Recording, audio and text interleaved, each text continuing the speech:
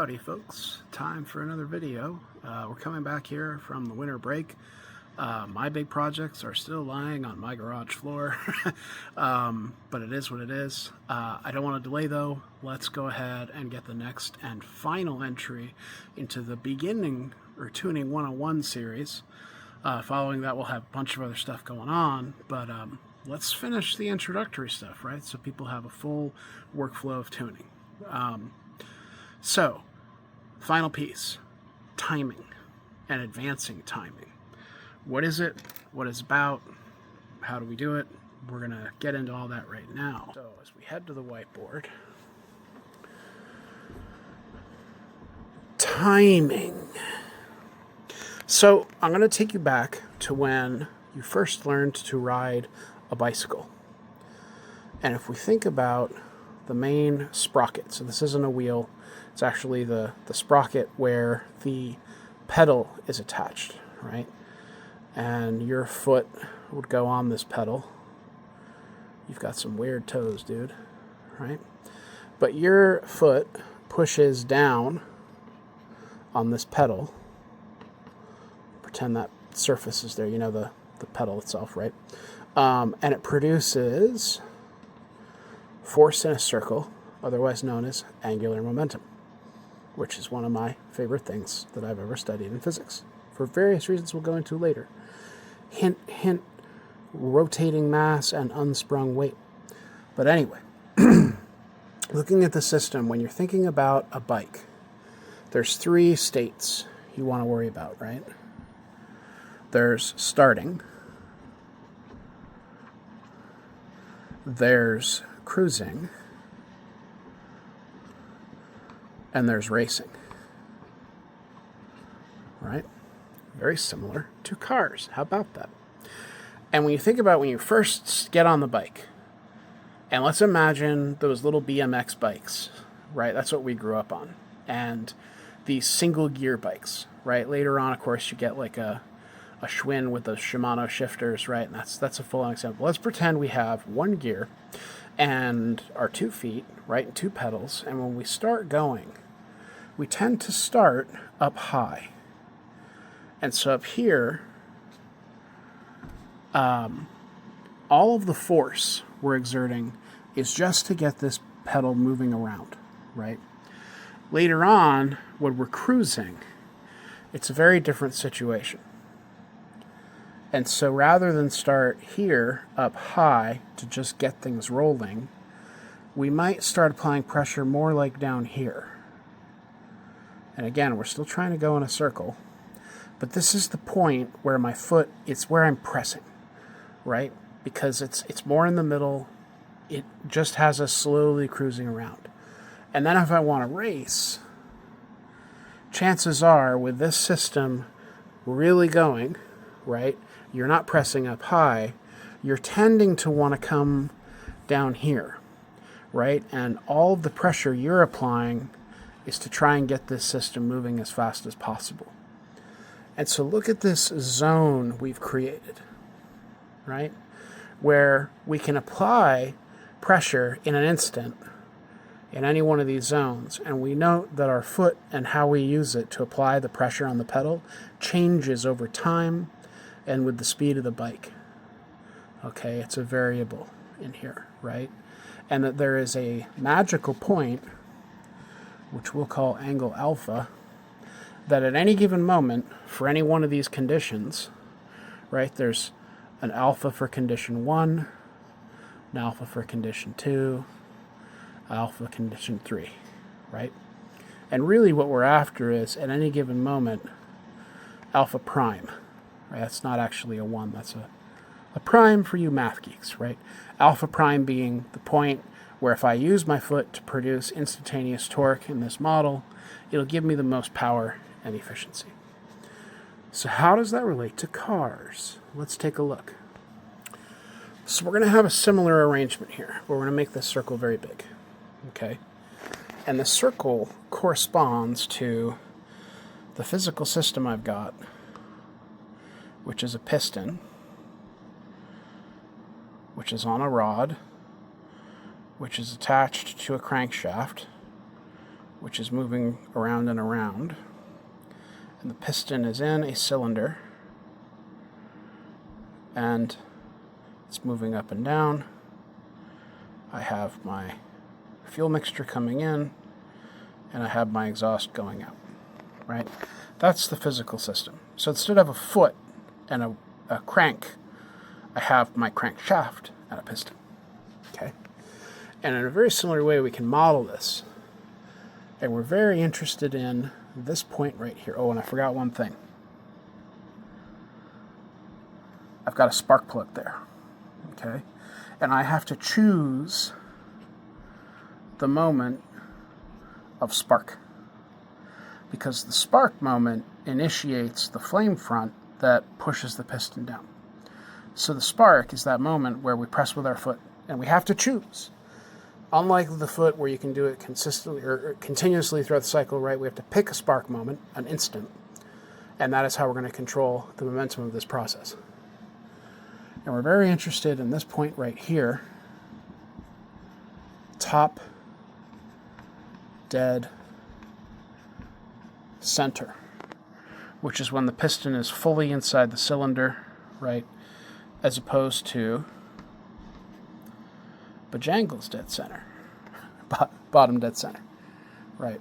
We know we're in this cycle. And we know that somewhere on this cycle that we have intake angle and exhaust angle from the camshafts. So at this point, if you go back and review the variable camshaft timing schedule and how we configure tuning using the HDFX and how we set our angles right, that's all related. But this model is very different because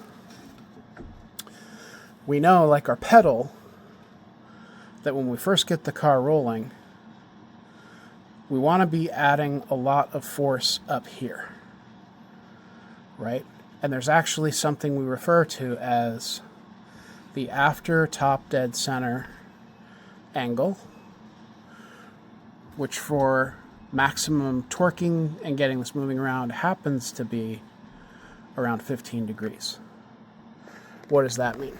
It means if we're in first gear, and we're getting the car going, and we're dedicated to just getting it moving, I'm going to have this piston come up top dead center.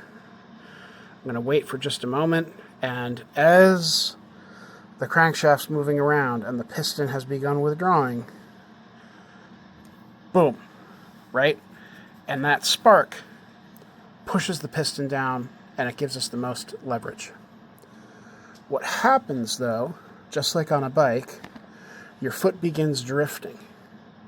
And so there's another point down here where we're going to get the most efficient power production. And we have a term for this. This is again, that alpha angle prime, right? So between my floor here of ATDC, knowing that I'm going for torque, and this ceiling here, if you will, of my alpha prime, where I'm getting biggest overall power, right? And the ECU is worried about managing this space. So now let's think about this. Let's really call it out. If I come over here, I have a floor of the angle here that we're talking about. And the floor, sorry, my marker's going on me, is my borderline torque. That's the floor for making power in that situation. And then I have a ceiling. And that ceiling, my angle can be anything in here, right, as I pick that moment to use my spark. The ceiling, which we would call the alpha prime, there's actually a much better word for it.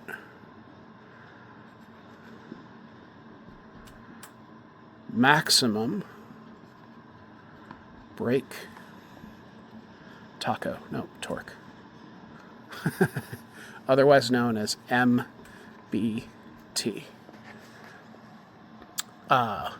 So, we know that this is a range that we can live in. where borderline is the floor for torque maximization, but this is power maximization.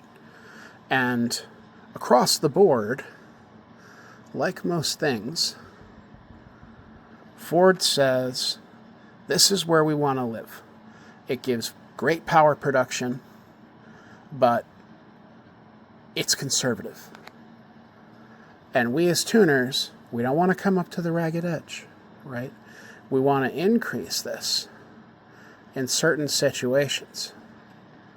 Not all situations, but there are certain situations where we want to increase the timing because there's low-hanging fruit that we can find using a technique in logging that says, for these situations, I can up my borderline base timing in those areas, and I will make more power. Essentially, I'm going to bring that moment further down here. I'm going to advance my timing, right? That's the whole name of what we're doing here. I'm going to advance my timing to create more power in certain situations related to, once again, I had 1, 2, 3, right? I had idle, cruise, race. And it's race here, when we're reaching for power, that we want to advance our timing. Okay? And just like overclocking and other things, right? I can increase the compression ratio on the engine infinitely so long as what I can manage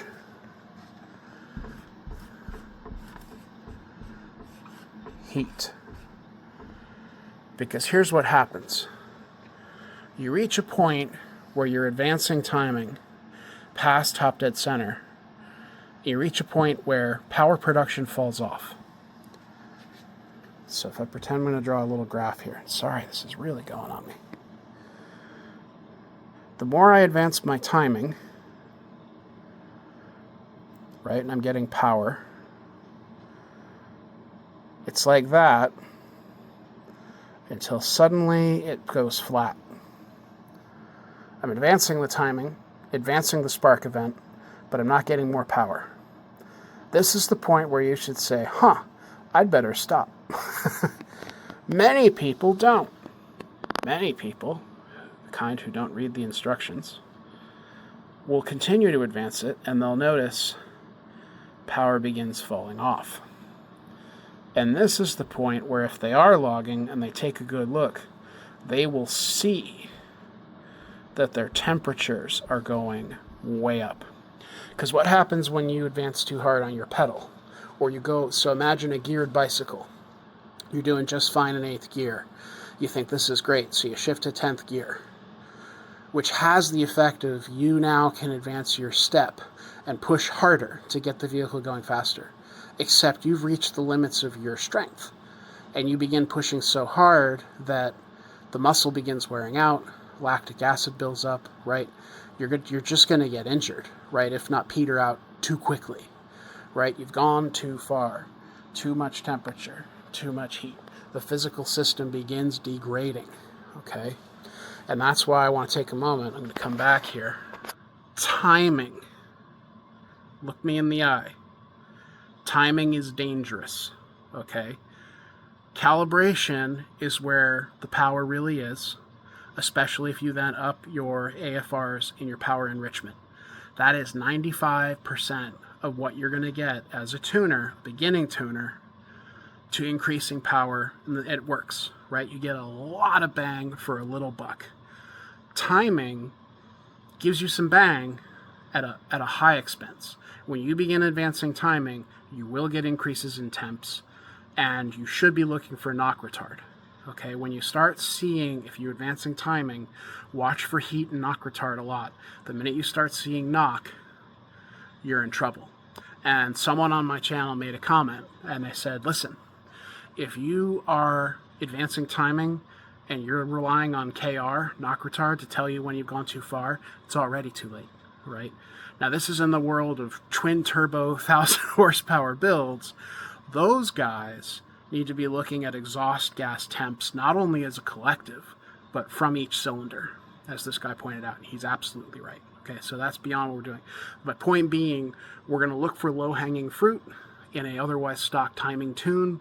We're going to advance it a little bit in certain spots, and then we're going to back right off, okay? Because we want the cars to last 100, 125, 150,000 miles, right?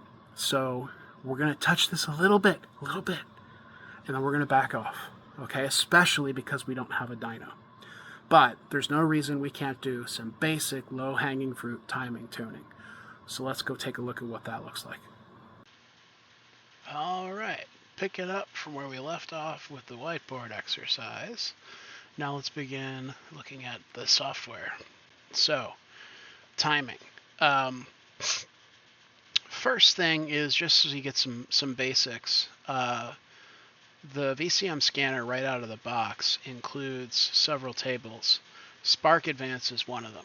And you can see here it is a pretty basic table. We've got manifold pressure down the left side, RPM across the top, pretty classic. And over the course of a log that I took a while ago, getting ready to advance some of my timing, we see that across the board, you know, this is what the timing advance looks like. These numbers are a little interesting, a little peculiar. There's some witchcraft here. This is in all kinds of engine states. You can see that at a low pressure state, low rev, you know, here's like a idle, I think is, what, 1600? I mean, you're talking right in here. You know, this is what the advance looks like. And you can see that as it gets rolling in partial throttle, there's a hell of a lot of advance. You know, why is this? Fuck if I know, right? I have theories. We could get into it. That's not why we're here. Just saying, you know, this is what some of the advance looks like. And just to give you a range and some of the numbers you're going to see as you look at timing advance data or spark advance, you know, -5, which was sending it early, right, in an interesting situation, all the way up here to the 40s, 50s, etc., right? So it's a pretty broad range. Now, before you do anything, as usual, what you should do is run a log where you have touched nothing and make sure that some parameters are working. For spark work, you're going to need a few here. And I'm going to go through the left here and just see, obviously you want RPM. This is a big one. This is the timing advance actual, the SAE actual. Okay, this is the foundation of all things. You absolutely must have this, because this is telling you, calculations aside, straight, sweet, black and white, this is how much timing I've put in, right? So right now we've advanced -7.5 degrees at this particular instant that I'm looking at. I'm actually going to zoom out a bit. So, timing advance, you're going to want spark source. Spark source is a big deal. You see here that right now I'm under torque control. If I throw a dart at a blank spot, how about that? Base, maximum brake torque. Okay, that's what the computer is saying it's pulling from. I'll throw another dart here, torque control. And look, here's the other one I was looking for. Spark source in this condition at 2678 RPM, 41 miles an hour.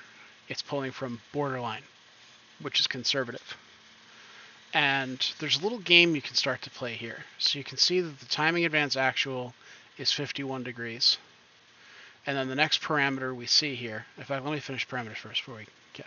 The other one you're going to want to see, of course, is MBT advance. And MBT advance is, I want to know at any instant in my log computer what the engineer says maximum brake torque advances. Remember the alpha prime angle. Right now, what is alpha prime? Right? You must tell me. And so right at this particular instant, the engineer is saying 53.2 would be maximum brake torque. But what we're actually commanding is 51. And we're also pulling from borderline, which means the lowest possible state. And so we say to ourselves, well, what's borderline? How do I, like, if I know the alpha angle, maximum brake torque, how do I know? This is where you have to do a backwards derivation. I'll show you that before we do the parameters. So if we're 2678, and we know, we'll go down here as well, we can see what tables are active. That's good to know. But we can also see here air load, 0.118. So if I go over to my tone and I go into Spark and I look at the advance, I can go see for this table, table 10, at 0.10. So again, here I opened up engine, I went to Spark, I went to the advance, and then there's a section here, borderline. So again, borderline is our floor. So the floor for table 10, if I open it, remember my load was 0.118, so I'm about here in this row. And my RPM is about 2,700. So I'm in between here too. So I'm in between 55 and 56. So probably 55 point, is what I should be looking at. But remember, it is 0.11. 0.2 here is a little lower. So if I was to guess and throw a dart somewhere in here in the middle of these four, like I'm playing a roulette almost, right? Probably about 50 is my borderline, right? Based on this lookup in this table. And lo and behold, if I go back, it's commanding a timing advance of 51 degrees.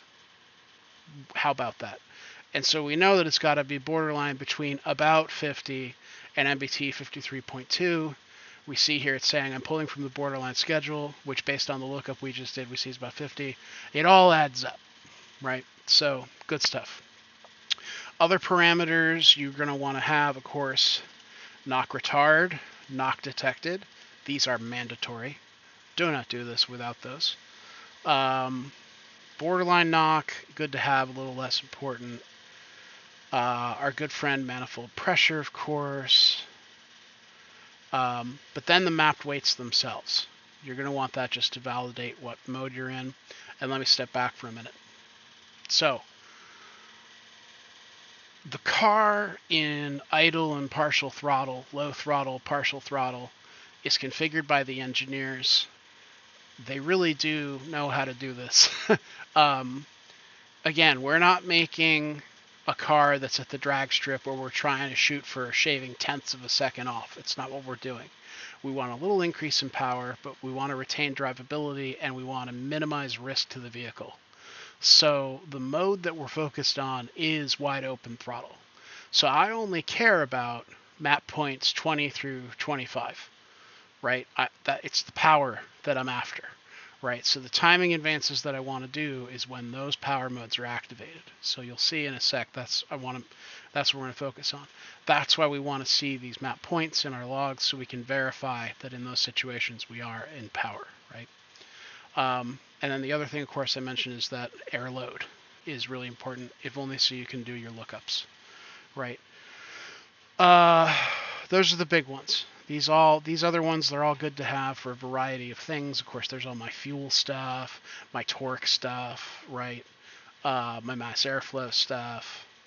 I like having all that data, and luckily my computer is quick as hell, so it can keep up with this.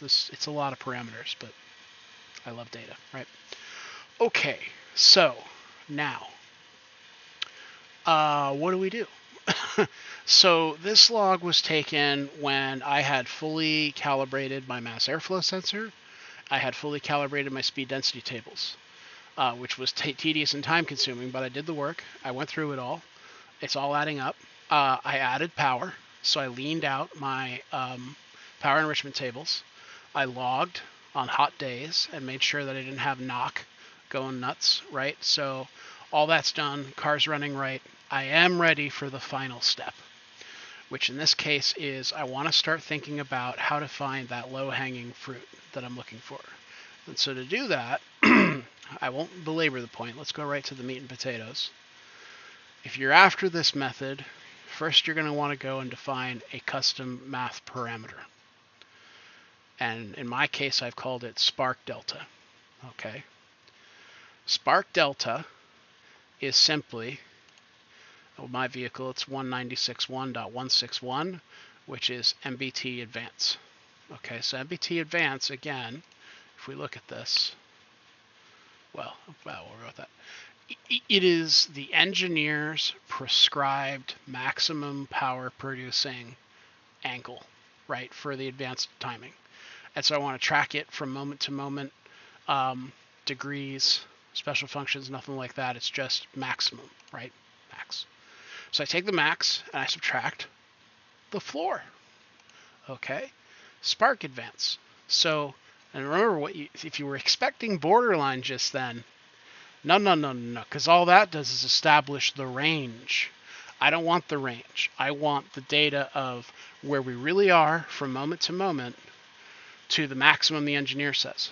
Okay? If that gap is small, that's a risky spot. I don't want to mess with that. But if that gap is large, if this is what we were getting, but this is the overhead I have, whoa, right? I've got all kinds of room to play with. That's what we're after. That's the spark delta, okay? So again, MBT advance, we're going to subtract spark advance from the sensor. That's the SAE real value. There's my, so 196.1.161 minus 5110.161. Okay, so I have that. Now what? Well, you are going to go into your graphs layout and you're going to define a spark delta table. Okay, and in this table, 1 decimal place is fine. The parameter you're going to map is our good friend from the math world that we just defined, right? So, doop, screwed that up. Come down here. There we go. Show the people what you're doing. Right, so there you go. I would just click on the one I just defined in math. Right, so that's how I got that. The filters. So what filters do I have and why? So again, I have throttle. I'm interested in moments where I'm getting on the engine. And remember when we hit, there's accelerator pedal, which can be 0 to 100, but the throttle really kind of maxes out around 70, 72. It's the mysteries of the car. It is what it is, right? So in my case, I'm saying for all throttle positions greater than 60%. And remember, this is the other thing. Throttle's freaking weird. Unlike other things, you can't put 60 for 60%. Throttle must be expressed as a ratio, right, between 0 and 1. Okay, so 0.6. So throttle greater than 0.6, and go ahead and grab me my Spock retard, as my wife likes to say. You a Spock retard, kid? Go ahead and grab your Spock retard as degrees. And I don't want to see anything where my spark retard is less than 1.01. So if I'm over 1.01, that means I'm knocking. You don't want that, right? It's retarding. So we filter that noise out. Okay. And then finally, my other mystery factor here is my manifold absolute pressure. Okay, and so what we're saying is I want to see values greater than 70%, meaning I'm loading the car. Now I could get tighter with these. I could go to throttle 0.7. I could go to less than 1.0, which wouldn't really work, but and I could go greater than 70. I could go up to probably 0.95, right? But I'm just trying to, make a basic range here. Cell hits required 3. We're dealing with pretty discrete states here that are blipping by real quick, so 3 hits is pretty good. For all of the values that I showed you, I've increased my latency so that I'm pulling data even quicker than the stock. Other videos show you how to do that, just real quick, just in case. So for example, my timing advance. If I was up and running and not looking at a log, I could change my polling interval and maximize it, right? So, okay. I have to get that back. Okay. Colors, minimal. I play with them a little bit. But then the other big thing is, so now this is a mystery. Why did I define it with these values? Well, if we go back up here to the engine, Spark tab, borderline, you will see here that I'm comparing the pre and post timing advance tunes. And you'll see I've operated here on my map point tables for the borderline. This is where I'm defining the floor, the timing floor, between the floor and MBT. Okay, so If I increase that borderline floor, that means the car has less to choose from. The actual advance must be in here as opposed to here, right? I've increased the timing. And those tables, when you open them, look like this. Let me minimize that just so it's less weird. And we'll bring you back up. Oh my God. There it is. So we see here down the side, load, right, from 0.1 to 1.1, and RPMs from 500 to 7,500. So, folks, what you do, right, is you copy. You copy your rows and columns, right, and you bring them back over here, and you'll see here, that's how I got RPMs as my revolutions for my column axis with these values, and that's how my row axis, I got absolute load with these values, right? So it maps onto that table above. And if you create all that, you will find when you take a log, you get a nice little output like this, okay? And that output is saying, for these cells with the conditions you filtered on, the average difference between what was actually being commanded, which we know is pulling from borderline, and what MBT was this value. And you can see here, these two in particular, 0.2, 7200, 18 degrees of overhead.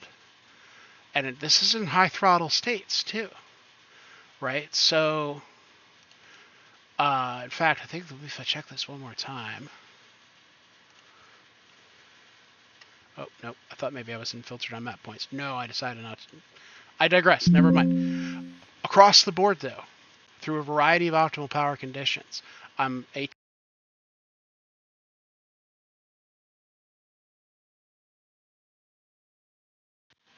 once again, my microphone died. Luckily, I caught it. Okay. 18 degrees, plenty of room. 15 degrees, 16 degrees, really, plenty of room. These are where I have the least overhead, an average of 5 degrees. And you can see here, this is really the good watt stuff, right? 0.8, so that's real heavy load. And I'm up high, I'm screaming at 6,500 RPM. But look, I have room, okay? So what do I do with this? This you can carry with you. Oops, I guess I can't bring that down here, unfortunately. You can carry it with you back up to this table. And you will see a graph we don't need. You will see that I made changes in precisely those spots, right? These spots where I have the low-hanging fruit of values between these is where I found these values. And now what did I do with them? All I did for each one was increase the timing by 1 degree. Now these ones I could probably increase 2 or 3 because we had so much room. This one I wanted to do much. But remember, when I had that moment, I looked you in the eye. Timing is dangerous, and about 90 to 95% of the power gains you're going to see are by properly calibrating your airflow model and then coupling it with power enrichment, leaning out your watt AFRs or lambdas, right? That's the real bread and butter, right? This is icing, okay? But it's good icing, right? And it will increase your power along with your heat and other things, right? 1 degree is conservative. There are other guys, I've seen people increase this like 7, 8, right, on turbocharged vehicles. God love them. You know, this is a different class, right? Those are also the kind of people who are spraying methanol and, you know, running E85. It's a different game, right? But for just good old fashioned 93 octane street bread and butter tuning, 1 degree is pretty good. Okay. Couple other points. So, okay. Let me add this. And the way I did that was, I know that optimal power is across the board through these various states. And so for each map point 20 through 25, so that's 6 tables, 20, 21, 22, 23, 24, 25, right? For each one, I use that same pattern that I found, and I go ahead and make the same adjustment across all 6 tables, okay? After that, you can run the log again, and you will see that your low-hanging fruit has diminished slightly. If you want to go ahead and in those spots add another degree, you can. My personal choice, my S650 has only 10,000 miles on it. I want it to last, right? So I'm going to settle for that. But you can go further, but I'm not. Not till maybe I read more on forums or get more feedback. Now I'll tell you another thing that's in the logs here that you should be aware of. Blip, blip, blip, blip, blip. If you look at a wide open throttle pull, let's start here, right? So here we are at the base of the mountain. We're starting to go up, and you can see here, spark source is torque control. So we're getting ready to get excited. MBT is 31 degrees, advance is only 16. And you can even see here we're in a spot where we have 15 degrees of overhead, right? That's where we're logging. And as I start moving right, you should see that timing, as my speed and RPM increase, that timing will start to go up. Look at that. How about that? Now suddenly we're in sport drive mode. We're at tip in, detonation, MBT is 32, our timing is at 29.5, right? It has leapt right up. And take a look at this number right here, knock retard. So for here, okay, see that? See how we're really starting to get up there? We're at 4,500, 5,000. See how the KR is hovering around -1? It's peculiar, isn't it? Right? And I mentioned it before. What is going on there? Well, we had a fellow come into the forum. Here he is. LMBC6 Brian, who is absolutely spot on. And I told him I would highlight his comment. Okay. So looking at these S650 logs, he's absolutely right here. If you see logged negative KR, it's the PCM adding spark because the engine is happy. The negative KR, the HDFX, is again orchestrating all things in the background, and it's saying I'm comfortable where I am between borderline and MBT.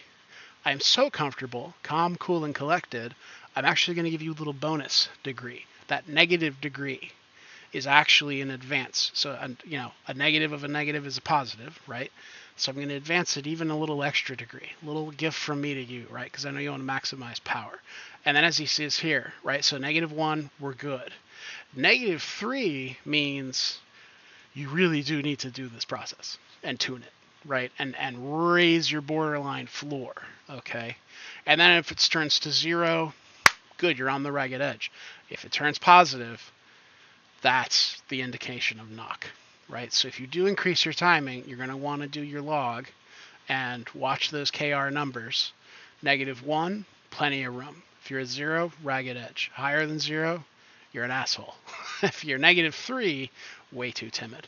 So huge thanks to LMBC6 Brian. This is good knowledge. Happy to share it with other folks. And by all means, if you have other tips like this, go away. Anybody else who has other tips like this, please send them along, and I'll pass them along, right, and give you credit.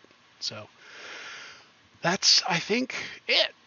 And so that's also it for the 101 series. This is it. This is the final secret. This is the final thing you have to do to have a base street tune that is, I would say, for stage 1, right, some basic bolt-ons and just good power with 93 octane gas. I will probably do one wrap-up video where I'm going to encapsulate the whole workflow in a PowerPoint and reference each of the 10 modules in the Tuning 101 series.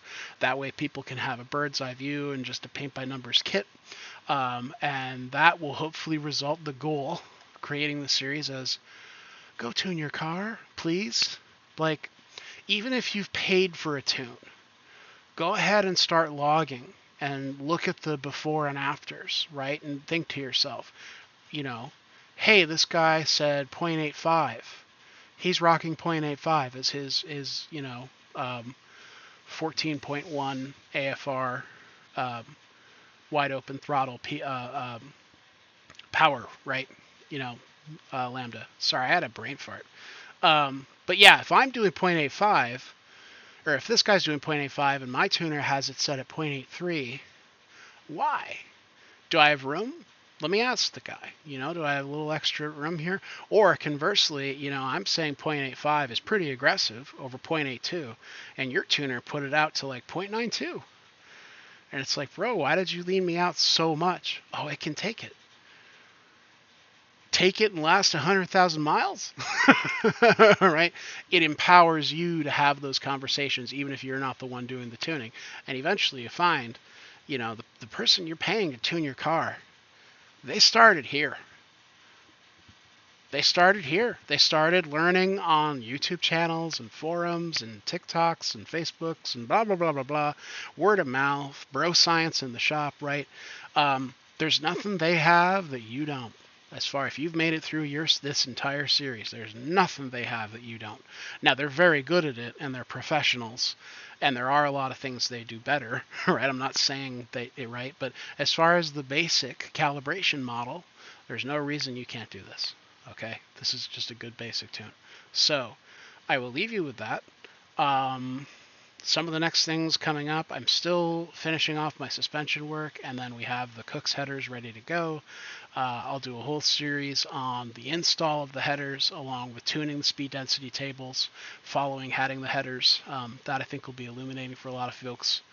And then we have some other educational content from there, and we are still working on several white papers and a place to publish them. So hopefully there will be more of a web clearinghouse in the future. Hint, hint.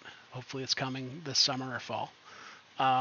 With that, everybody stay warm. It is terribly gray and cold here in upstate New York, but hopefully by March or April we'll be out there tearing the roads wide open. So until then, happy tuning and good luck to you all. Bye.